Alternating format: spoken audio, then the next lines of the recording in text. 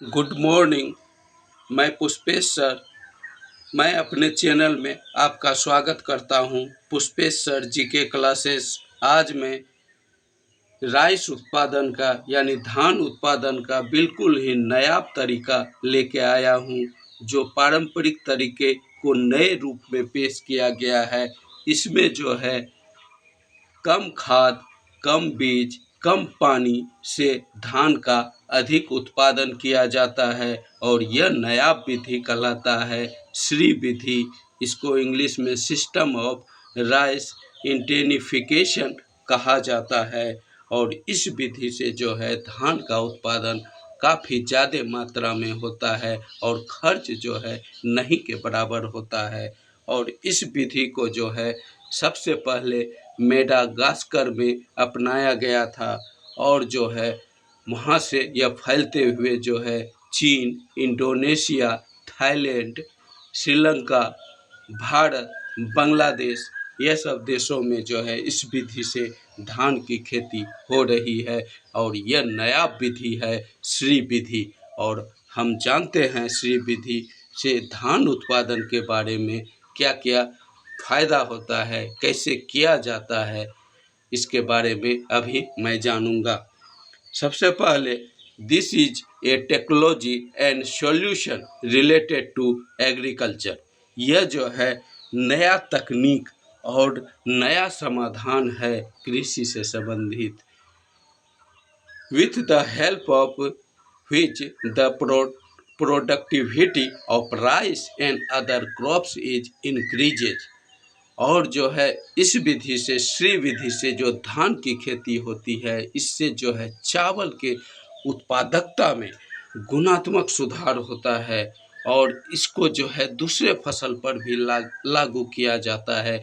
जैसे सरसों हुआ, मिलेट हुआ, गाजर, मिलेट, मोटा अनाज, ये सब फसलों पर भी और पल्सेस दाल पर भी इन सब विधि को राइस के अलावा जो है लागू किया जाता है SRI Vidhi.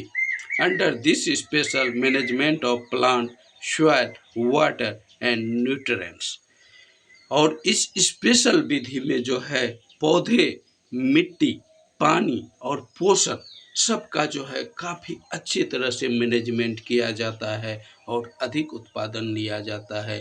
Is done during the agriculture work so that the desire benefit are obtained. और इस मैनेजमेंट के द्वारा जो है कृषि में यानी कि plant, soil, water and nutrient का जो मैनेजमेंट किया जाता है, जिससे जो है कृषि में जो है काफ़ी जो है बेनिफिट पाया जाता है, काफ़ी मात्रा में फ़ायदा इससे होता है और काफ़ी उत्पादन होता है। SRI mainly work on 4 principles. SRI विधि से जो धान की खेती की जाती है और अदर फसल की जो खेती की जाती है, इसमें 4 सिद्धांत को जो है मेन रूप से फॉलो किया जाता है। Under this the seedling are planted rapidly and some time in advance. और इसमें क्या होता है, पहली विधि जो इसमें जो है वह है कि इसमें धान का बीज को जो है बहुत पहले जो है उसको जो है बोया जाता है एडवांस में। और जो है इससे होता क्या है कि so that the roots of the plant become strong and have maximum rooms for the growth. और इससे होता है कि बहुत पहले रैपिडली एडवांस में धान लगाने से पहले एडवांस में जो इसको लगाया जाता है, इससे होता है क्या, धान का जड़ जो है पूरी तरह से विकसित होता है और उसका जड़ काफ़ी मजबूत होता है और जड़ जो है पूरा फैल जाता है। दूसरा है the density of plant is kept low at the time of planting so that each plant has maximum growth. और जो है पौधे जो बिचड़ा लगाया जाता है धान का, उसमें डेंसिटी जो है काफ़ी जो है कम रखा जाता है, जिससे जो है पौधे को बढ़ने का काफ़ी अधिक जगह मिलता है। और जो है potential and there should be less possibility of competition for water and nutrient। और इससे जो है अधिक दूरी पर पौधा रहने के कारण जो है धान के हर पौधे को जो है पानी के लिए पोषण के लिए जो है कंपटीशन नहीं करना पड़ता है, सब आज़ादी से बढ़ता है और किसी तरह का पानी और पोषण के लिए कंपटीशन नहीं होता है, जिससे जो है प्लांट काफ़ी ग्रो होता है। और तीसरा है of organic matter in the soil before planting nutrients in plants and effort are made to maintain। और जो है organic matter in soil before planting nutrients in plant effort are made to maintain maximum water storage. और जो है इसमें मिट्टी में जो है बहुत अधिक जो है पानी को स्टोर शुरू में किया जाता है और जो है मेंटेन रखा जाता है। This increase the life span of micro organism in soil. इससे काफ़ी अधिक वाटर स्टोर या उसमें मेंटेन रखने के बाद क्या होता है कि पौधे में जो है छोटे छोटे जीव जंतु जो है वह जो है उसका लाइफ जो है काफ़ी बढ़ जाता है और बहुत संख्या में छोटा छोटा जीव जंतु हो जाता है। दिस गैप यानी कि खेत में पानी जमा रखा जाता है और बहुत देर तक पानी जमा रहने के कारण क्या होता है कि उसमें छोटा छोटा जीव जंतु जो है काफ़ी संख्या में, जैसे केचुआ है और सारे जीव जंतु है, काफ़ी संख्या में रहता है और जो है वह फसल को जो है पोषक तत्व प्रदान करता है और मिट्टी में गुणात्मक सुधार करता है। This gap the full opportunity to the root of the plant to develop. और इससे जो है पूरा चौथा है कि उस पानी यानी कि माइक्रो ऑर्गेनिज्म होने से, पानी जमा रखने से खेत में क्या होता है कि काफ़ी अपॉर्चुनिटी होता है कि प्लांट का रूट काफ़ी डेवलप करे। This method the use of water is also collected and the plant is irrigated only as much as required। और इससे क्या होता है कि पानी जब जमा होता है तो उससे क्या होता है कि उसका यूज सिंचाई में लंबे समय तक हो जाता है और जो है मिट्टी का जो है फर्टिलिटी भी बना रहता है और जो है maintain and fertiliser could not penetrate deeply. और इस बात का भी ध्यान रखा जाता है कि जो फर्टिलाइजर दिया जाता है वह मिट्टी में काफ़ी अंदर तक नहीं जाए।